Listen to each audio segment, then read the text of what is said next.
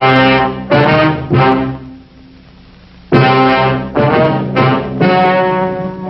and gentlemen, the story you are about to see is true. The names have been changed to protect the innocent.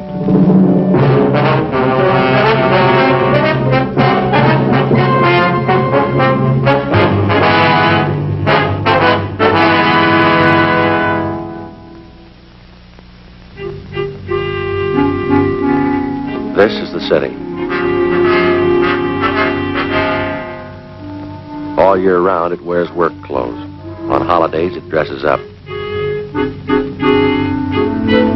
To most people, Christmas brings happiness and prayer. To some, it brings heartbreak. Then my job gets tougher. I'm a cop. It was Thursday, December 22nd. We were working the night watch out of Homicide Division. My partner's Frank Smith. The boss is Captain Lorman. My name's Friday. We'd gotten a call that a 9-year-old boy was missing from his home. The evidence pointed to foul play. We had to check it out.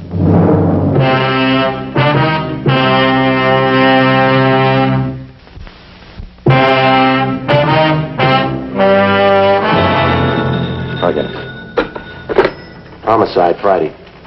Oh, yeah, Doherty. Uh-huh, yeah. What's that number? Right, I got it. Yeah, 9-year-old, huh? Well, how long's he been gone? Right.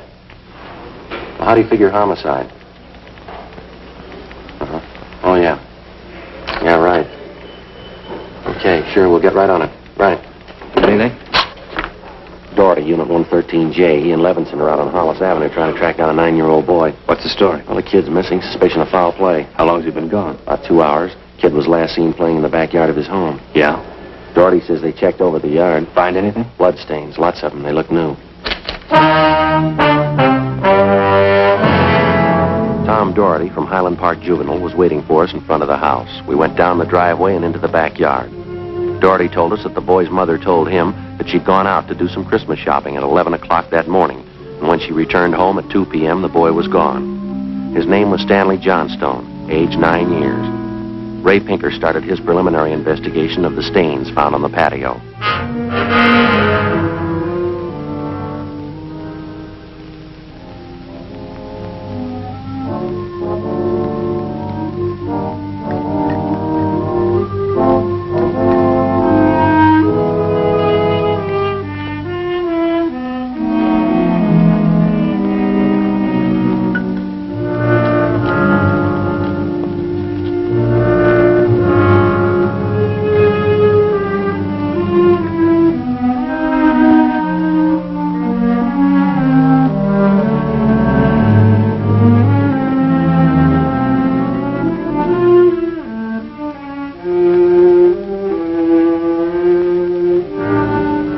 There it is, fellas.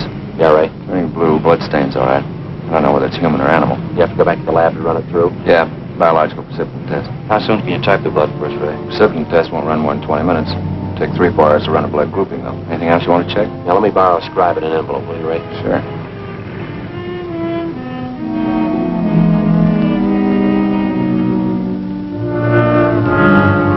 .22 caliber empty cartridge casing. I marked it for evidence. Doherty went on to tell us that he and his partner Levinson had talked with the neighbors. They could tell them nothing. He said they put out a missing broadcast on the boy and that the mother was at a loss to explain the boy's whereabouts. Blood stains, empty cartridge. Could mean 100 things. Any ideas, Friday? Yeah, just one, and I don't like it. 4:30 p.m., Thursday, December 22nd. The neighborhood search for 9-year-old Stanley Johnstone continued. Ray Pinker went back to the crime lab to start the precipitin test and the blood grouping. Levinson and his partner Doherty from Highland Juvenile stood by. We called Captain Lorman, and he arranged for a special detail to aid in the search for the missing boy. Frank and I questioned the boy's mother, a Mrs. Ruth Johnstone, a woman in her early 40s. She seemed fairly calm under the circumstances. Mrs. Johnstone, is your boy Stanley in the habit of wandering off without telling you where he's going? No, he's not in the habit of wandering off, but he has done it before. When was the last time, Miss Johnstone? You don't have any children, do you, Sergeant Friday? No, ma'am, I'm not married. Well, there comes that time in every young boy's life when he feels that it's time to leave home, go out on his own. Usually happens somewhere around 8 to 10. Yes, I think I know what you mean. I have a boy of my own. You know how it is. My husband and I scolded Stanley one afternoon after school, and he was quite put out about it. Thought George and I were unfair. Packed a few of his things and left. How long was he gone? Oh, no time at all, about 2 hours. I was worried about him, but my husband said to leave him alone. Said every boy had to go through that stage. Well, and you think he's run away from home again this time, do you? Yes, I think so. He's been gone about 4 hours now. I have a funny feeling about it. Well, did you and his father have some misunderstanding with the boy recently? That's just it. We haven't. I don't mind telling you, now that we're talking about it. I'm getting worried. Any place around that he might like to visit, a hobby shop or a playground where he might be? Well, yes, there's Jensen's model shop, little Heidi Robinson, but I've already called all his friends, and they have no idea where he is either. I see. We'd like a list of all of his friends and the places that he was known to frequent. Yes, all right, I'll give them to you. Where do you suppose he is? Where's your husband now, Mrs. Johnstone? At work. George works for the city. He's a fireman. Where's he stationed? Engine Company 12. He's working the A platoon. He'll be home tomorrow morning. I haven't told him Stanley's gone. Was there any chance that the boy might be down at the firehouse with his father? No, he seldom goes down there anymore. No, I don't think he's there. I'm awfully worried. May I call my husband? Oh, sure. Go right ahead. Excuse me. I know George will be worried.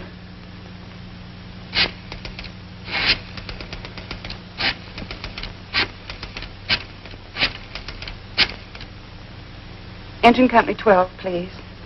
Stanley's been gone too long. Hello? May I please speak with George Johnstone? This is Mrs. Johnstone. Thank you. I hate to call George at his work. Yes, ma'am. Does your husband own a gun? Yes, he does. What caliber, would you know? Well, it's a .45 automatic. He got it in the Army. George? This is Ruth, George. Is Stanley down there with you by any chance? Oh. No, I can't find him anywhere. He wasn't here when I came home from doing my shopping. Well, there are 2 policemen here. No, dear, I'll call you if we don't find him soon. All right, dear, yes, you too. Bye. I didn't think he'd be with George. That .45, is that the only gun in the house? Yes. Why are you asking about guns? Has anything happened you're not telling me about? No, ma'am, just routine checking. We'll have to take a look at that .45 if you don't mind. Well, maybe I should tell you, we do have another gun in the house, but it's all wrapped up. George bought it for Stanley's Christmas present. Wonder if we could see that, please. Well, yes. Do you have to unwrap it? I'm afraid so. Well, it's this way. It's in this closet. Think I can reach it? I had to hide it. Oh. Stanley must have found it. It's gone. Here's the gift card and the box the gun came in. It was a rifle. Wonder if I could see that box. Oh, of course. Thanks.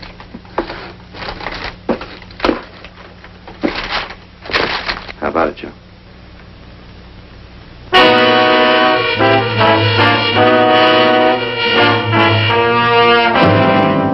Thursday, December 22nd, 5:15 p.m. The search for the missing boy continued.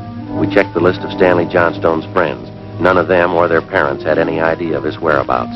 We talked with Doherty again. He'd been in touch with the detail combing the neighborhood. They found nothing. We went down to Hollis Avenue and 10th Street, the service station on the corner. Want a dime, Joe? No, I got one.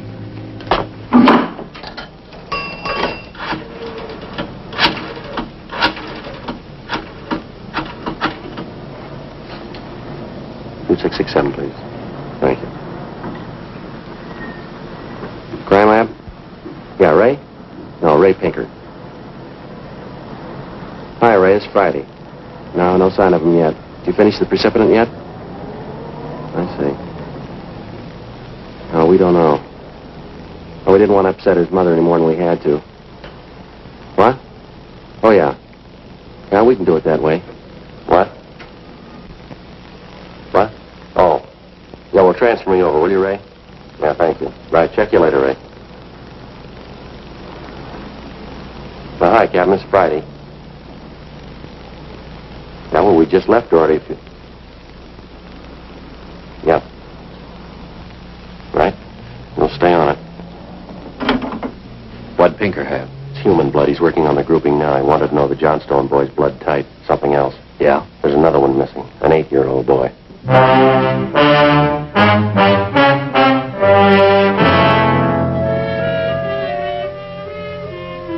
6:30 p.m., we talked with Officer Doherty about the other missing boy. He told us that his name was Stephen Martin, 8 years old. His family had just moved into the neighborhood. It seemed that no one besides the Martin family knew that the boys played together. We got a description of the Martin boy and put out a missing broadcast. We called the Johnstone's family doctor. He told us that Stanley's blood type was type O. At 7 p.m., we talked with Mrs. John Martin. Stevie told me he was just going out to play. He said he'd be home by 6 for dinner. Yes, ma'am. He's always prompt, never overstays his playtime. It's after 7, isn't it?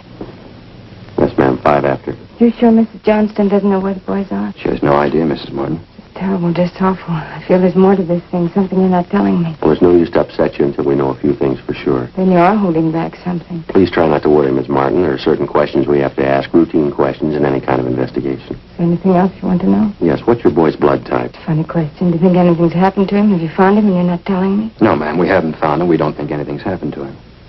Blood type. Yes, ma'am. I think I have it written down in Stevie's baby book.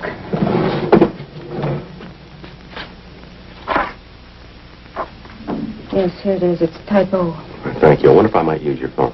Yes, of course, in the hall. Thank you. Excuse me? Mm-hmm.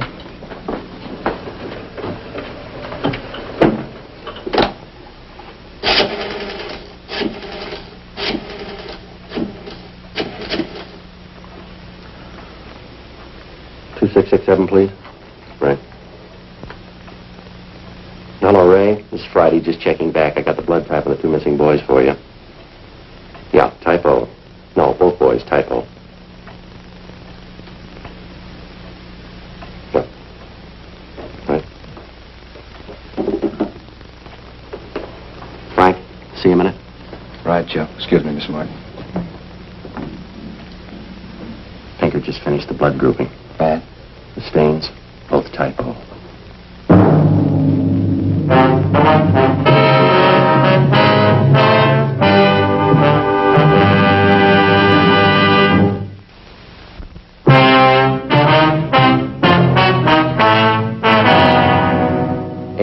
Thursday, December 22nd. Still no sign of either of the missing boys. Captain Lorman went back to headquarters to direct the search from there. He dispatched another detail of 50 men to aid in the hunt for the missing youngsters. 8:30 p.m.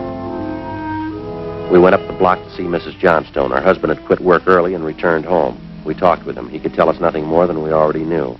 We still had not informed either of the families about the blood stains and the empty cartridge casing which had been discovered in the backyard of the Johnstone home. It was more than possible that they had a right to know about our findings, but Frank and I felt there was no cause to add to the distress of the 2 families at this time. If the 2 missing boys were found alive and well, then the blood stains in the cartridge would be of no concern to the relieved parents. At 8:40 p.m., Frank and I left the Johnstone house and went to the home of Mr. and Mrs. John Martin. Miss Martin, you say your husband works in the market? Yes, he telephoned about 15 minutes ago and said he was closing up right away. He'll be here any minute. Do wish Stevie would call or come home. It's so cold out tonight. All he had on was a thin cotton shirt. You try not to worry. We're doing everything we can. He'll be all right. Stevie's father's such a sensitive man. He and the boy are so close. I know he's terribly upset. Now, you say you looked every place. There's no place else the boy might be. Oh, no place, no. If anything's happened to the boy, it'll just kill John. You just take it easy, Mrs. Martin. Sit still. I'll get it. Thank you. Joe. Yeah. The Johnstone kid, he's been found.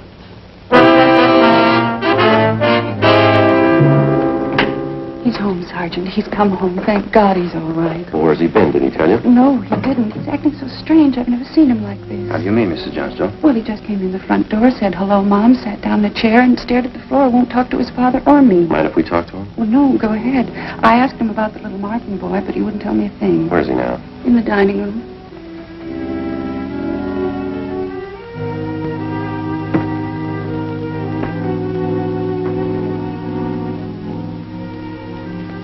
Looks all right, Joe.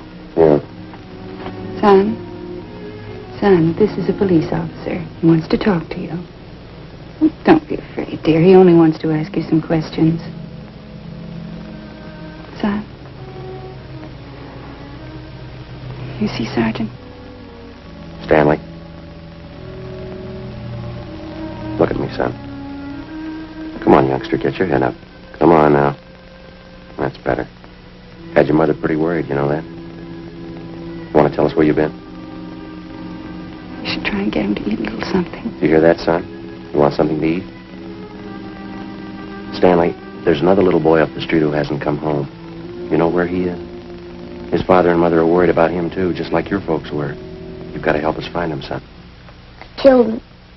I killed Steve. With the 22. We were only playing, but I killed him. How do you know you killed him? Maybe he's only hurt. Now, isn't that it? No, he's dead. I know he's dead. The gun went off. We forgot we put bullets in there. Where is he, Stanley? I hit him. I was scared. I didn't want anybody to find him.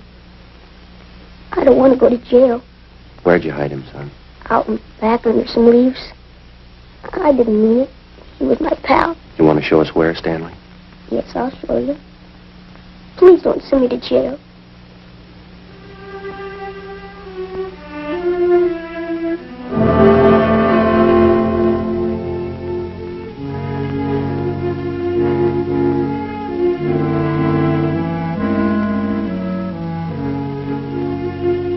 (9:15 p.m., Thursday, December 22nd. 9-year-old Stanley Johnstone led the way out beyond the backyard of his home. He showed us the wagon he moved the body in.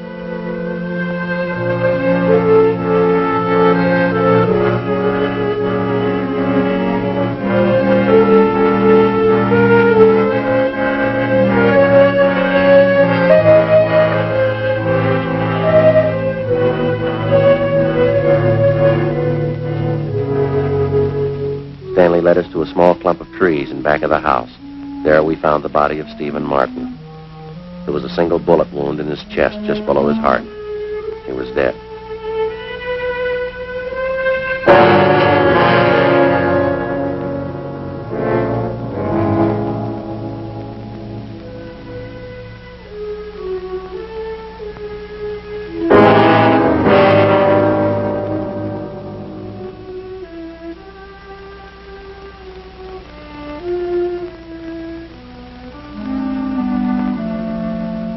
I knew my folks were going to give me the gun for Christmas.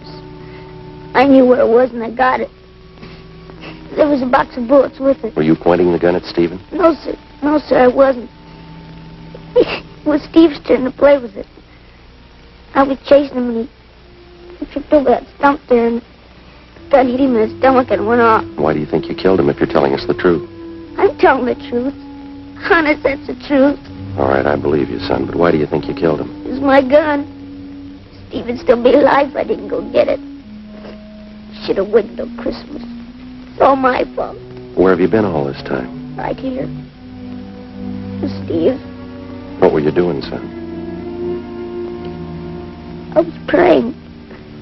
I was praying for God to make you alive again.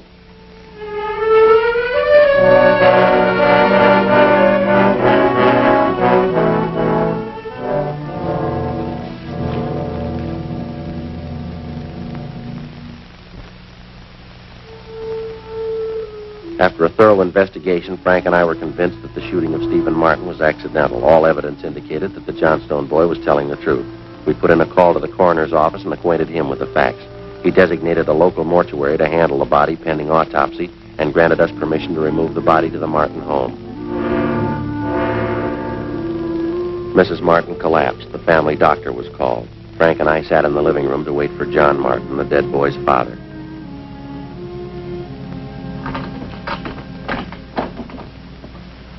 Edith? Edith? Mr. Martin? Yes.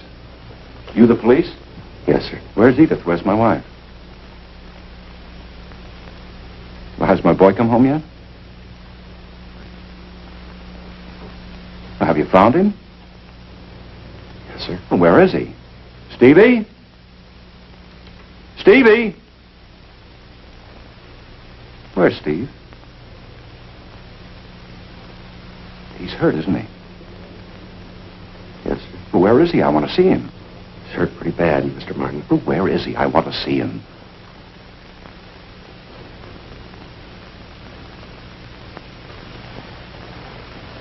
How bad? Pretty bad.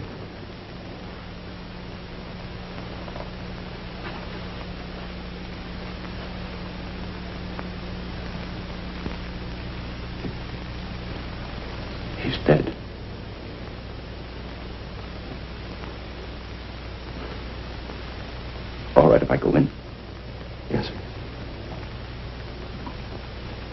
Will you go with me? Yes, sir, sure. Don't make it any harder on yourself, Mr. Martin. I see, my boy. Stevie.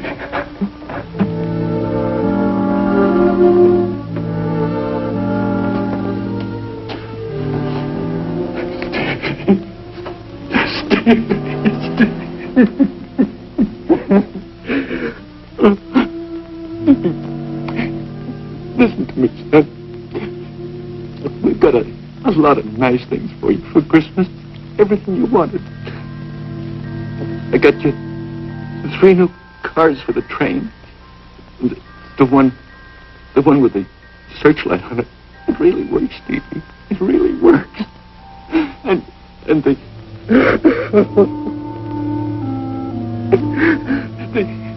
the new switch you wanted. And a lot more track. You know, now you can have a big light out.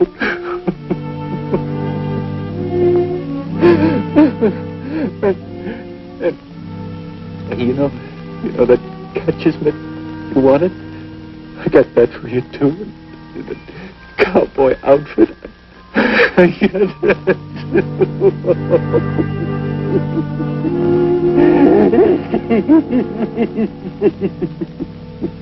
Mr. Martin.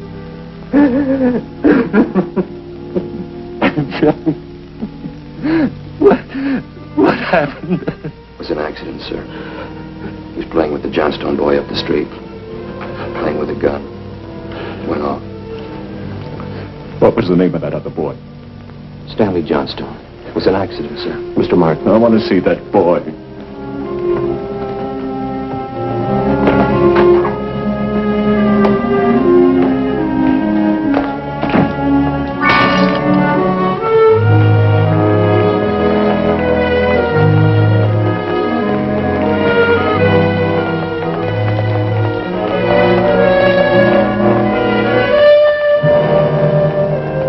We had no idea what the dead boy's father had in mind.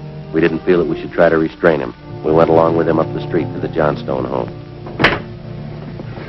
I'm Stevie's father. Where's your boy? Oh, I'm sorry. We bought the gun and we were going to tell him not to use it unless his father was with him until he learned how to treat firearms. Where's your boy? He's right here. Won't you come in? It's all right, Miss Johnstone.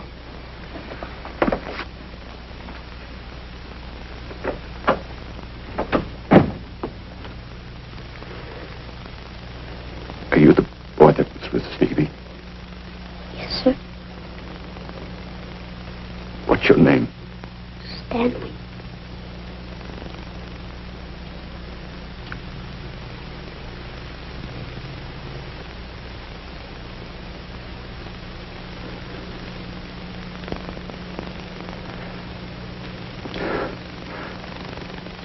I know it wasn't your fault, Stanley. I wonder if you'd do something for me. Yes. I've got a lot of nice presents for Stevie. I know he'd like you to have them. I want to give them to you. Christmas Eve. Mom, I think that'd be a fine idea, son.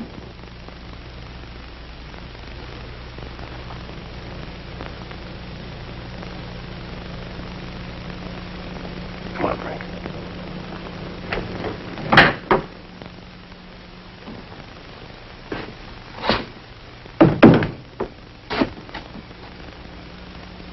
Well, what's it all prove, Joe? You don't give a kid a gun for Christmas.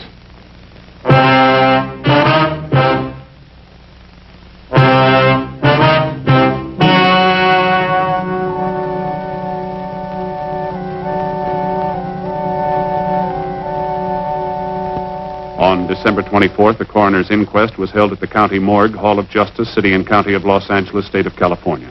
In a moment, the results of that inquest.